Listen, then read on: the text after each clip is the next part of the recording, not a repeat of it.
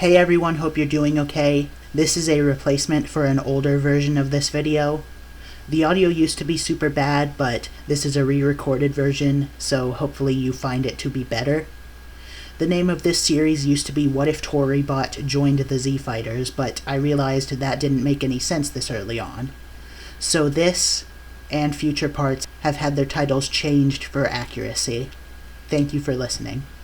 Last part began with Toribot trying to save Goku from a hostage situation. He did this through means of distraction. When he noticed that General Blue was a Red Ribbon Army soldier, he decided, out of his own moral responsibility, that he would be joining Goku and trying to protect him from the Red Ribbon Army soldiers. Also, this boy has a monkey tail, which might be mildly interesting and maybe could help inspire him to create a character for his new manga, Dragon Sack. Toribot came with Goku to Korin's sacred grounds, where they met Appa and Bora, though matters got complicated when Tao showed up, trying to seek out Goku's Dragon Ball. Using his magic eraser, Toribot was able to convince Tao to flee, only after he had already stolen Goku's Dragon Ball. Bora decided to climb up Korin's tower in order to cultivate a power strong enough to fight mercenary Tao. He came back down 3 days later, when Tao returned, finding out Goku still had another Dragon Ball. They then jumped him, killed him, and then Goku and T-Money left. After raiding Red Ribbon Army HQ, Goku rides on Kinto-Un to try and seek out Bulma since the Dragon Radar is apparently broken again. Coincidentally, he's spotted by the Dragon Team, just like in canon. Well, Toribot wasn't there in canon, but you get what I'm trying to say, I hope. Then they all agree to go back to Kame House, which Toribot finds kind of redundant, but at least he doesn't have to risk himself fighting again.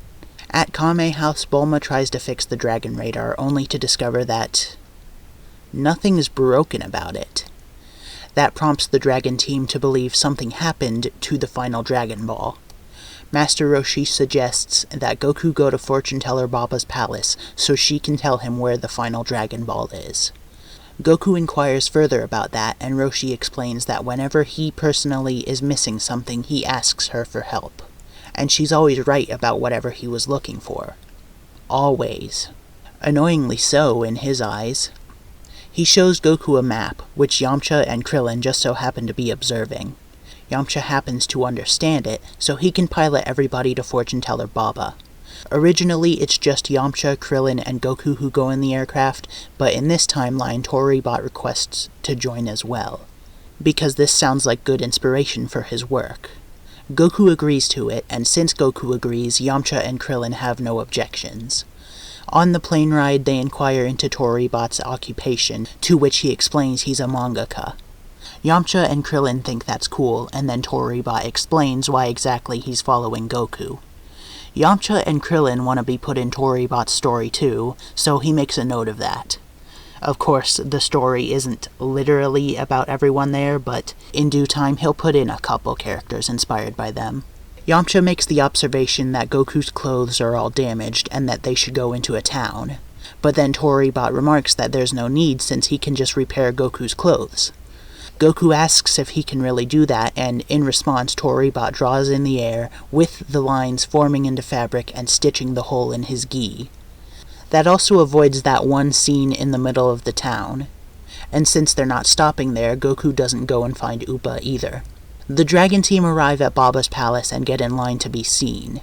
At first they don't realize what's so weird about this place until they see the group of buff dudes in front of them return, about 10 seconds later, covered in bandages. When Baba gets to them and asks for 10 million zeni, Toribot actually draws it up for her. He gives it to her, and she looks at it, and she touches it, and she just gives it back because this feels very, very illegal. Like, if he can draw up money, I mean, he's not the bank. He is not legally considered part of the world government. He is not a legal money-printing machine. So this money is essentially counterfeit, But it's kind of amusing that he can even do this, and Baba ain't no snitch either, so she's not gonna tell on him, but she's not gonna accept it either. So instead, they have to fight all of Baba's warriors to get their question answered. Krillin volunteers to go first, and he's up against Dracula Man. Unfortunately for him, things go the same way as they did in canon. That prompts Toribot to go up next. While Krillin had been fighting Dracula Man and getting his blood sucked, he had drawn up a special weapon to help him out. That weapon is just some garlic.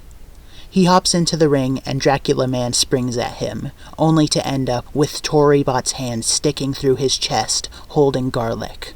This was unintentional, of course. Toribot didn't mean to impale him, but this is enough for Dracula Man to forfeit and fly away in his bat form.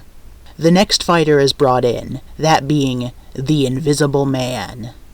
No, I'm sorry, I mean the legally distinct Invisible Man. I'd say his power level is probably actually pretty low, it's just that the unexpected attacks make him hard to deal with. So he's probably around Toribot's level. Toribot basically has to try and avoid attacks or attack back while he draws a can of paint. He nails the Invisible Man with a lucky shot from the bucket, stunning him, and he opens it all over him. The Invisible Man has to abandon his strategy of being invisible and has an actual fight with Toribot. Because Toribot is a robot and can't tire out, I'd say they have a pretty decent skirmish, but with Toribot not losing any stamina, he comes out victorious. With Toribot defeating the Invisible Man himself, there's no reason for Bulma or Roshi to come here. Baba announces that, with the defeat of Dracula Man and the legally distinct Invisible Man, they'll all need to come deeper into her palace for the other battles. Baba takes them to the Devil's Toilet. You probably think I'm joking, but that literally is what Baba calls that room. Look it up. Look up Dragon Ball Devil's Toilet. I swear to God I'm telling the full-on truth. And worse off than that name is the fact that beneath it is a bunch of acid. You know, the kind that melts people. Baba drops in some food for emphasis, and it instantly eviscerates. Due to his cowardly nature, Toribot forfeits his spot in the tournament to Yamcha because he is not built for this sort of battle. Especially, he is not built for a fight against Bandages the Mummy. And you know what? If I was forced to fight above a pit of acid, I wouldn't want to do it either. Yamcha battles Bandages, and I think since he wasn't getting such a beatdown earlier, he'd probably be able to defeat Bandages. When you're beaten up and getting into another fight, that's a lot different from fighting at the top of your game. And even though the legally distinct Invisible Man wasn't strong, it was the unexpected attacks and constant barrage of them that was getting the better of Yamcha. Though just because Yamcha won doesn't mean he's going to come out of it with full energy. Because of this battle, Yamcha doesn't have the power left in him to fight Spike, so he in turn forfeits his spot to Goku. When Goku goes in against Spike, things aren't going to go as good for him as in canon. While yes, his power level is 90, Spike's is around 100. So in this battle, Goku has to utilize his smaller size and somewhat superior speed and maneuverability to match up with him. The battle would go longer than it did in canon, and I still think Goku could force Spike to use the Devil Might Beam, though it would have taken a lot out of the monkey-tailed warrior to get to this point. Spike, too, would be pretty scuffed up. When he fires out the Devil Might Beam, it still has absolutely zero effect. Spike is utterly shocked by this, allowing Goku to put most of his energy into an attack to end the battle. Goku uses a Kamehameha wave, blowing Spike out of the building, technically sending him out of bounds and winning the battle. It is now time for the match against the final fighter. The Dragon team has 2 warriors left, Goku and Puar. Baba's team has only 1, and with Goku so battle damaged, it's up to our goat Puar to pull through. No, not really. The final warrior comes out, the mysterious, masked fighter, who we all know is Grandpa Gohan. He requests Baba let them fight outside, and she has no qualms with this. They go back outside, and Goku is set to face off against the masked warrior. And then the masked fighter gets Goku to bow. It's a sign of courtesy. You don't want to be rude before your fight, you know. Goku jumps into battle only to get all his attacks blocked, caught, or countered. While this happened in canon, it's even more exacerbated by Goku's tired state here. They keep battling, and it ends up with Goku using the Kamehameha wave against Gohan. With Goku being too tired to be cocky, he doesn't stay too close to Gohan for too long. Still, Gohan would get back up and start another beatdown on Goku. While he would target Goku's tail, he wouldn't swing him around long enough to break it off. This is because Goku's already been beaten down a lot, so it would be even crueler than it would be to attack him in such a manner. When Goku finally gets back up from the beating, Gohan forfeits the match for Baba's team. He tells Goku to train up his tail to avoid such things, and then unmasks, revealing his true identity.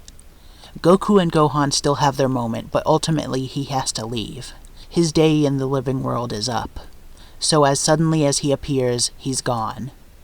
But now Goku has motivation to continue training even harder, and especially to focus more on his tail. Baba performs her divination and discovers that the final Dragon Ball is in a car about 200 kilometers away. Goku summons Kinto-un and he's about to go off, but Toribot tells him to wait. Goku turns around, confused, and Toribot draws up a potion of health for him. He tells Goku to drink it to get his strength back up, and Goku does so. With both beatdowns he'd taken at Baba's palace, he would definitely get somewhat of a Zenkai from this, and I'd even say enough to reach a power level of 120. So, basically he's as strong as he should have been when he finished his training under Korin. Goku finally flies up to the car and lands on the roof, scaring the Pilaf gang. They exit the car and regain their composure. Pilaf challenges Goku to a battle. If Goku wins, he gets the last remaining Dragon Ball from them. If they win, they get all 6 of his Dragon Balls. Man, they were really doing Universe 6 before it was cool, weren't they?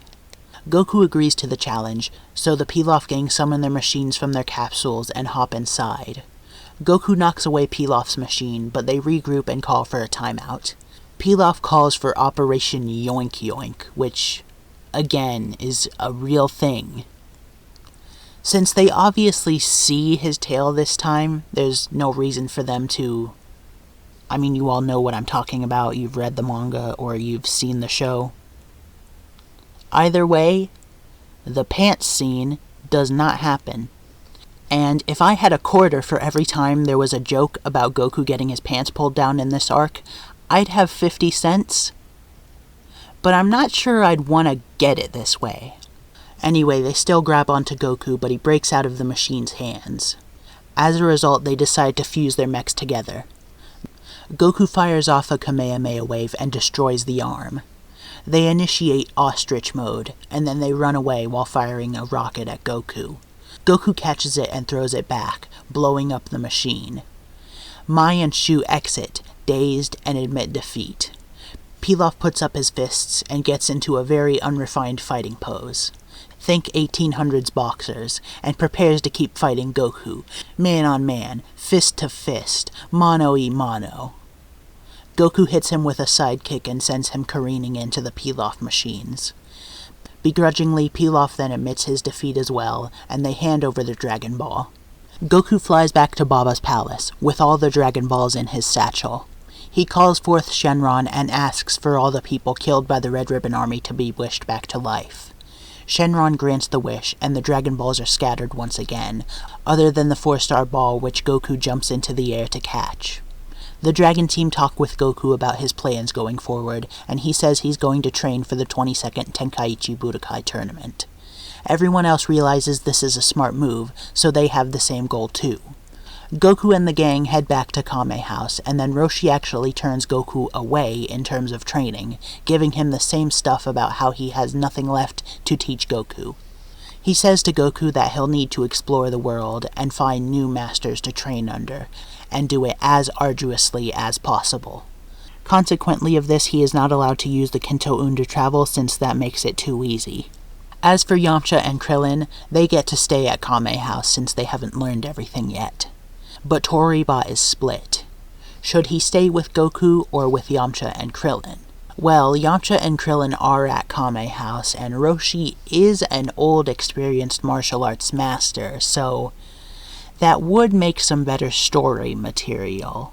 So ultimately, he decides to stay at Kame House for now.